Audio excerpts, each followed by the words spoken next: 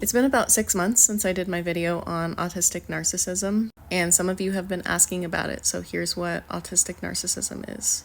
This came up because we were talking about how so many autistic people end up in romantic relationships with narcissists. And someone said, being raised by a narcissist is a lot like being raised by an undiagnosed autistic person. They may be unreliable for attunement, they may express their emotions in ways that you don't understand. And so that might feel familiar to the adult autistic person who's getting into a romantic relationship. I believe that more undiagnosed autistic people become narcissists because autistic people have more needs. And they're more likely to get the feedback from their caregiver, your needs are too much. And they may completely suppress and dissociate from their human emotions. Remember, narcissism is just, I cannot feel my own emotions, I have turned away, and I do not care about me anymore.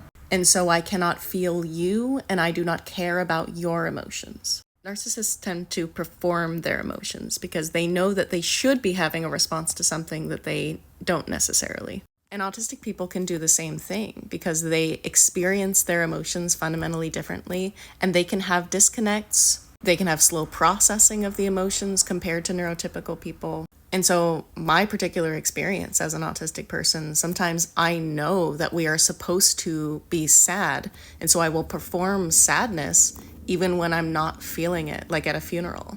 Sometimes it may take me a year to feel the sadness. The fundamental difference between an undiagnosed autistic person and a narcissist is that the autistic person can feel their emotions and can attune to other humans, but other humans may be very confused by the way that autistic people express themselves and seem to be processing and may confuse them as a narcissist. So in that way, autism can look like narcissism when it's not. If you have an undiagnosed autistic child, the parent may not be aware of the child feeling much at all. They're not expressing much at all. But the child may be going through very much emotion that they're simply not able to fully connect with, fully process, and fully express in ways that are expected. Being autistic can feel like being behind a piece of plexiglass and not having any humans that really understand how you feel. And from that standpoint, it makes so much sense to me why autistic people early in their development might have just turned away completely from humans and from their emotions because they simply were not received and their needs were not met, and they decided, I am going to get my needs met through different ways, through manipulating people and lying to people because nobody will receive me.